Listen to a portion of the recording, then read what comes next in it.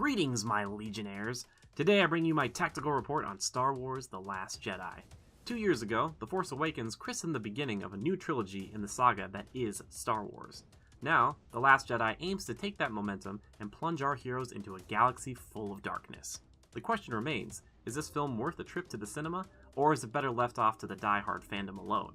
Well, I'll tell you all that and more in my review, replete with a brief spoiler-free plot synopsis, the highlights, and the shortcomings.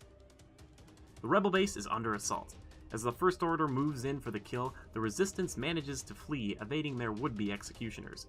However, the Imperial Remnant is able to do what none have done before and pursue our heroes through light speed. It falls upon Finn and newcomer Rose to find a way to board the primary First Order ship to disable their tracking device. Meanwhile, Rey is doing her best to convince Luke Skywalker to return and save the rebellion, despite past wrongs. Let's begin as we always do and discuss the best qualities of our foe. The Last Jedi does a great job of propping up one of the greatest aspects of Star Wars, the characters. Not only do we get more fleshed out motivations and development from Rey and Kylo Ren, but Leia and Luke each get moments to really connect to the newer cast. Leia and Poe's mother-son relationship is felt immediately, while Luke does his best to not repeat his previous wrongdoings where Rey is concerned. One fascinating aspect that the film features is the Force connection established between Kylo and Rey. It allows for something that we don't get to see in many pictures like it, and that our hero and villain can communicate at any time.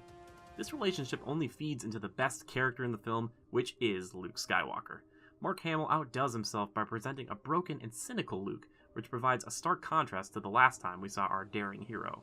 His legend and quest for hope have only brought him pain and suffering, which make him more compelling than he's ever been. While not main characters, both BB-8 and General Hux are excellent. Once again, BB-8 steals the spotlight in every scene it's in, providing levity in fair quantities. On the flip side, Hux is a wonderful rival for Kylo, always looking for an upper hand against his force-wielding comrade. Besides the cast, the sound design and music are once again flawless. Hearing the scream of the TIE Fighters or the John Williams score make it a true Star Wars episode. While The Last Jedi is stronger than its predecessor, it is not without flaw.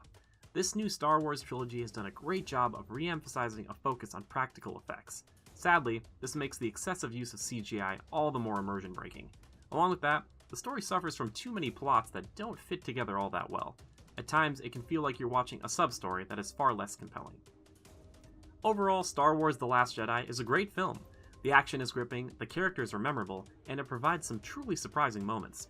While the less than stellar CGI and unfocused plot threads hold it back from becoming a true legend, The Last Jedi is very well worth your time. Legionnaires, agree with my review? Let me know in the comments below.